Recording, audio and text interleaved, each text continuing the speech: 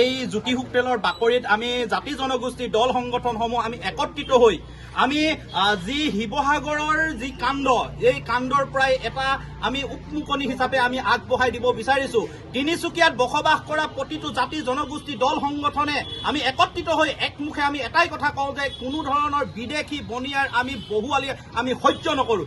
কাৰণ অসমৰ তিনিচুকীয়াৰ আশে পাশে থকা যিসমূহ ঐতিহাসিক কীৰ্তিচিহ্নই হওক বা বিভিন্ন ধৰণৰ মাটিৰ সংৰক্ষণৰ ব্যৱস্থাই হওক কোনো ধৰণৰ সকলোবিলাক বিদেশী বনিয়াৰ হাতলৈ গুচি গৈছে। সেইসমূহ বন্ধ কৰিবৰ বাবে অসম চৰকাৰে যাতে এখন আইন প্ৰণয়নৰ জৰিয়তে যাতে এক ব্যৱস্থা গ্ৰহণ কৰে তাৰ বাবে আমি দাবী জনাইছো। ইতিমধ্যে আমি তিনিচুকীয়াৰ যি পৌৰসভাৰ কৰ্মকাণ্ডক লৈ আমি সচকিত হৈ আজি আলোচনাৰ স্থান পাইছে। এই স্থানৰ জৰিয়তে আমি আপোনালোকৰ জৰিয়তে আমি জনাব বিচাৰিছো যে তিনিচুকীয়াৰ যি পৌৰসভাৰ যি নিবিদাৰ যি নিয়ম এই নিবিদা নিয়মসমূহ সলনি কৰিব লাগিব।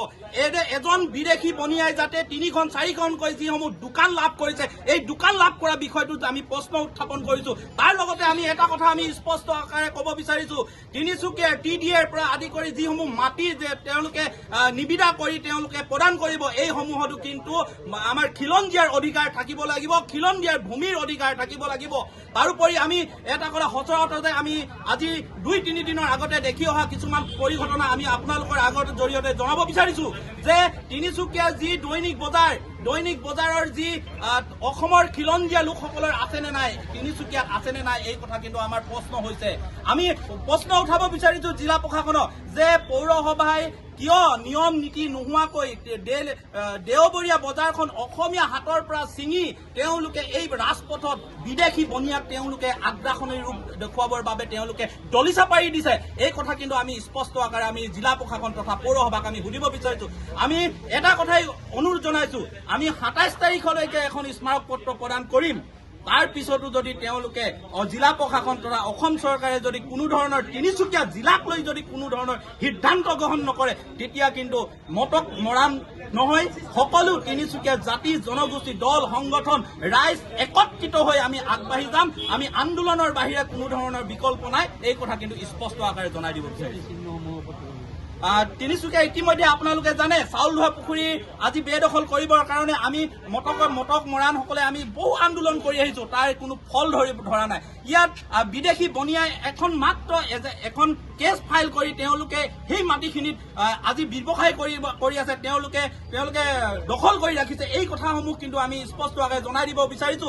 নপুখুৰী পাৰ্কৰ সন্মুখত থকা দোকান পোহাৰখিনিৰ কথা যদি আমি ক'বলৈ যাওঁ তেওঁলোকে পৌৰসভাই দলিচা পাৰি তেওঁলোকক কিন্তু নিবিদা দি 25 বছৰ আগতেই নিবিদা দি ৰাখিছে।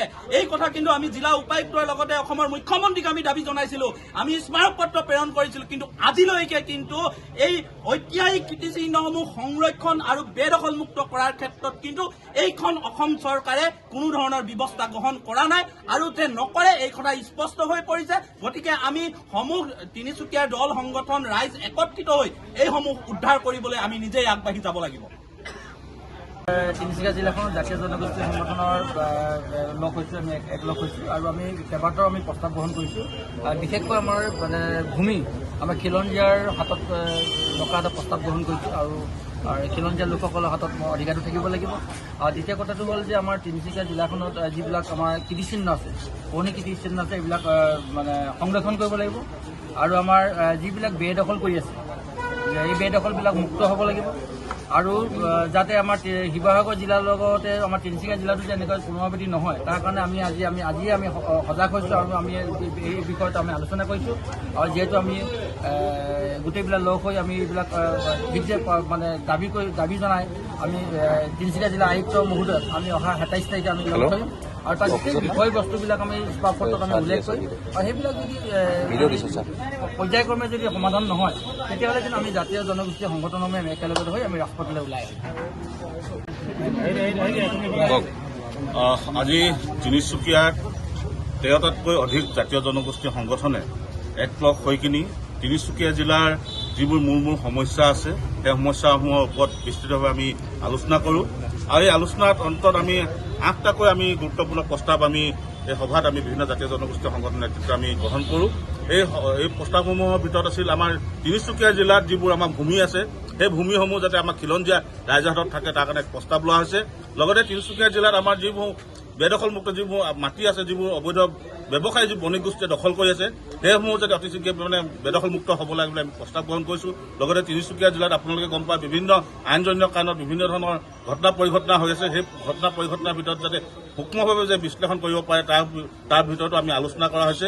লগতে তিনিচুকীয়া জিলাত যিবোৰ সাংস্কৃতিক ক্ষেত্ৰত যদি বহুৱালি যি সৃষ্টি হৈ আছে তিনিচুকীয়া জিলাত সেইবোৰ ক্ষেত্ৰত যাতে কিদৰে আমি নাকি লগাব পৰা ব্যৱস্থা গ্ৰহণ কৰিব পৰা যায় তাৰ কাৰণে কিন্তু আজি আমি যৌথ সভাত এক আলোচনা আমি সিদ্ধান্ত গ্ৰহণ কৰিছোঁ। আৰু অহা 27 তাৰিখে আমি জিলা আয়ুক্তক আমি পোনপ্ৰথমভাৱে তিনিচুকীয়া জিলাৰ বিভিন্ন জাতীয় জনগোষ্ঠী সংগঠনে একলগ হৈ কিনে আমি এখন স্মাৰক পত্ৰ প্ৰদান কৰিম। আৰু স্মাৰক পত্ৰৰ জৰিয়তে আমি অসমবাসী আৰু সমগ্ৰ তিনিচুকীয়াবাসী ৰাইজক আমি আহ্বান জনাইছোঁ যাতে সমগ্ৰ অসমীয়া জাতিটো যাতে সদায় একলগ হৈ থাকে।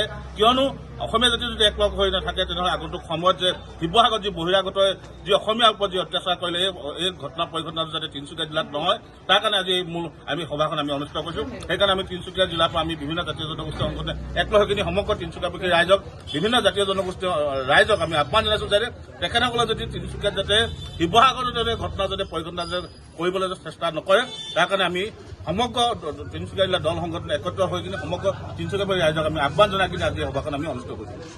তিনিচুকীয়াৰ জ্যোতি হোটেলৰ সভাগৃহত অনুষ্ঠিত হোৱাৰ অসমৰ লগতে তিনিচুকীয়া জিলাৰ বিভিন্ন জাতীয় জনগোষ্ঠীয় সংগঠনসমূহে আমাৰ তিনিচুকীয়াত থকা বিভিন্ন সমাজক এটা আহ্বান জনাব বিচাৰোঁ।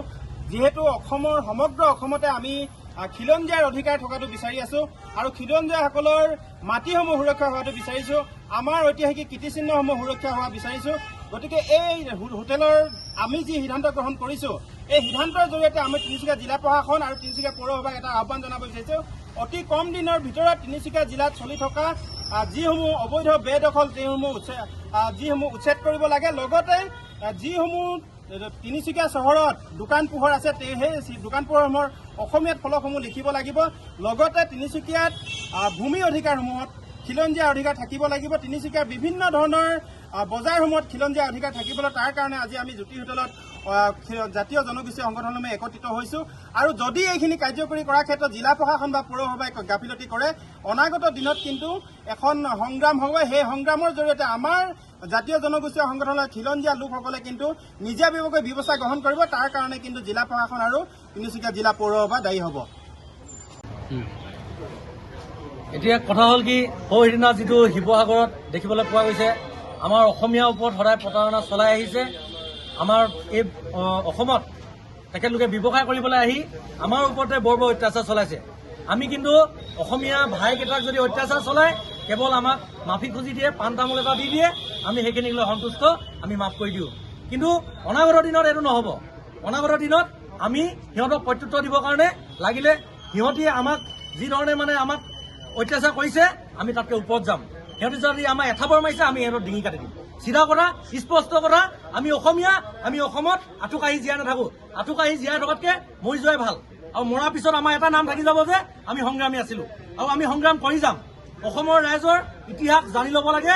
ইয়াত বণিক গোষ্ঠীয়ে যদি ব্যৱসায় কৰিবলৈ আহিছে তেনেহ'লে এই কথা ইতিহাস জানি ল'ব লাগে যে লাচিতৰ তেজ আমাৰ গাত আছে। গতিকে ডিঙি ছিগে তাৰপৰা হাত ছিগে ভৰি ছিগি যাব আমি কিন্তু সহ্য নকৰোঁ।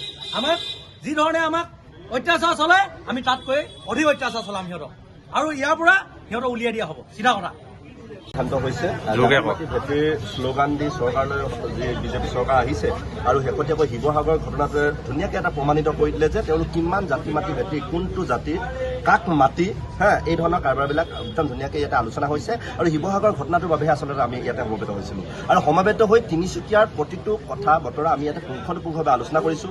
ইয়াতে দেৱী পুখুৰীৰ কথা বতৰাবিলাক স্থল পাইছে। ইয়াতে আমাৰ ৰজাদিনীয়া পুখুৰীকেইটা বা অন্যান্য কীৰ্তি চিহ্ন যিবিলাক আছে এইখিনি কথা বতৰাবিলাক স্থল পাইছে। আৰু এইবিলাক কেনেকৈ সংৰক্ষণ কৰিব পাৰি, ইয়াক কেনেকৈ বচাব পাৰি, এই কথা বতৰাবিলাক আহিব লগা দিনত আমাৰ ইয়াৰ প্ৰায় 10জনতকৈ ওপৰ সংগঠনে এই কথা বতৰাবিলাকত ভাগ বতৰা কৰিছে আৰু ইয়াৰ ওপৰত সিদ্ধান্ত এটা যে খুব সোনকালে আহিব। এই কথা বতৰাবিলাক স্পষ্ট।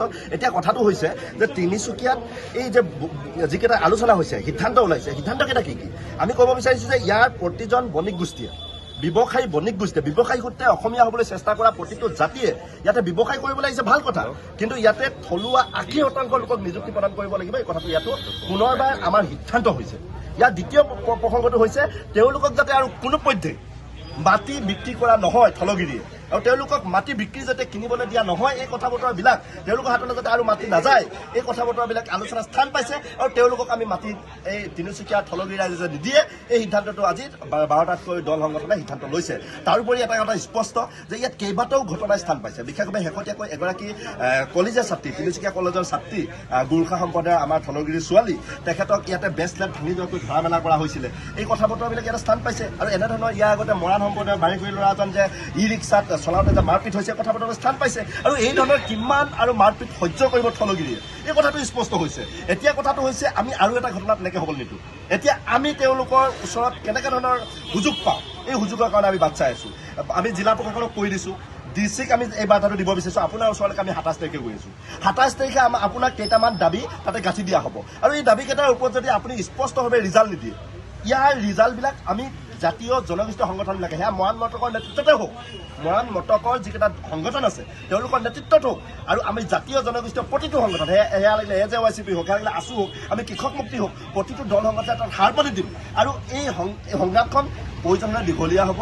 আৰু অতি সোনকালে আপোনালোকে চাব যে 27 তাৰিখৰ পিছতে আমি ঘোষণা কৰি দিম যে ইয়াতেই এটা জনসমাগমৰ জৰিয়তে তিনিচুকীয়াৰ বণিক গোষ্ঠীৰ বুকু কপাম। আমি তাত এই কথা বতৰাবিলাক ৰাখিম যে কেনেকৈ বণিক গোষ্ঠীয়ে ইমান মাটি পায়। ইয়াতে আমি ভালেবিলাক বণিক গোষ্ঠীৰ মুখত আমি নাম ল'ব পাৰোঁ। ডুমডুমা বুলি ক'লে লাহতি কথা বতৰাবিলাক আহে, তালাপ বুলি ক'লে বাৰ্মাৰ কথা বতৰাবিলাক আহে, পেঙেৰি বুলি ক'লে ডিগবৈ বুলি ক'লে কাৰ কথা আহে, আনন্দ গোৱেলৰ কথা বতৰাবিলাক আহে, দিনীয়াত কাৰ কথা বতৰাবিলাক আহে। এই গোটেই বণিক গোষ্ঠীৰ বুকুবিলাক কপিবৰ কাৰণে আৰম্ভ কৰি দিয়াটো ভাল। এই কথা বতৰাবিলাক আমাৰ মুখেদি অহৰহ নিগৰিব কৃষক মুক্তি কৰ্মকৰ্তা আমি। আৰু এই কথা বতৰাবিলাকৰ সমান্তৰালভাৱে আমাৰ থলগীৰ ওপৰত আক্ৰমণ কৰাৰ প্ৰত্যাক্ৰমণ কথা বতৰাবিলাক এটা আলোচনা হৈছে। আৰু তেওঁলোকক আমি সুখেৰে নেৰিম। ইয়াতে তেওঁলোকে ব্যৱসায় কৰিবলৈ আহিছে, 80% থলগীৰ লোকক নিযুক্তি দিব লাগিব। ইয়াতে মাটি কিনা বেচা আৰু কৰিব নোৱাৰিব, তেওঁলোকে ভাড়াত ল'ব লাগিব, লিজত ল'ব লাগিব। এই কথা বতৰাবিলাক হৈছে। আৰু আপোনালোকৰ সংবাদ মাধ্যমে এটা ডাঙৰ ভূমিকা ল'বলৈ গৈ আছে। ইয়াতে আমি দেখিছোঁ শৃংখল চলিহা আৰু বসন্ত গগৈহঁতৰ নেতৃত্বত যিখন সংগ্ৰাম হৈ গ'ল, তেওঁলোকক আমি আমাৰ তিনিচুকীয়া এই হোটেল জ্যোতি বাকৰিৰ পৰা ধন্যবাদ জ্ঞাপন কৰিছোঁ। অন্যথা আমি পৰেশ বৰুৱাক কোনোবা এখিনিত যে সাৰ পানী অকণমান যোগালে, তেওঁ কোনোবা এখিনিত যে পত্ৰখন দিলে, ইয়াত কিমান লজিকেল, কিমান যুক্তিসংগত এই কথা বতৰাবিলাক পিছত নহ'ব। আমি তেওঁৰ এই পত্ৰবোমাটো আমি কোনোবা এখিনিত মানুহে ভাল পোৱা বুলি পিনে আমি জানিব পাৰিছোঁ। এই কথা বতৰাবিলাক আমাৰ মিডিয়াৰ যোগেদি আমি সবিস্তাৰে কৈছোঁ যে পৰেশ বৰুৱাই সময়ত যদি এই ধৰণৰ সিদ্ধান্তবিলাক লয়, আপুনি অসমীয়া মানুহৰ পৰা যিবিলাক কথা বতৰাবিলাক যে আপুনি যে বিশ্বাসভাজন যে হেৰুৱাইছে, এই কথা বতৰাবিলাক সময়ে সময়ে আপোনাক কিন্তু কোনোবা এখিনিত অসমীয়া মানুহবিলাকে এই কথা বতৰাবিলাক পাতি আছে। আৰু এই কথা বতৰাবিলাক আপোনাক ভাল পাইছে। এই কথা বতৰাবিলাক আপোনাৰ মিডিয়া সন্মুখত ক'বলৈ আমি সাহস কৰিছোঁ। আৰু সমান্তৰালভাৱে তিনিচুকীয়াত যদি এই ধৰণৰ সংগ্ৰামবিলাক হয়, আমি নাজানো আপুনি কেনেকৈ ক'ত কি কৰিব, কিন্তু আমি থলগী ল'ৰাবিলাকে যে কৰিম, এই কথাবিলাক আপুনি দূৰৰ পৰা চাই দিব পাৰিব। আৰু আমি কৃপণালি নকৰোঁ, আমি 2 নম্বৰী নকৰোঁ, আমি বদমাচি নকৰোঁ, আমি যুঁজিম আৰু জিকিম। এই কথা বতৰাবিলাক আপুনি বয়সীয়াল মানুহকে সাহস হিচাপে আমাক আশীৰ্বাদ দিব পাৰে।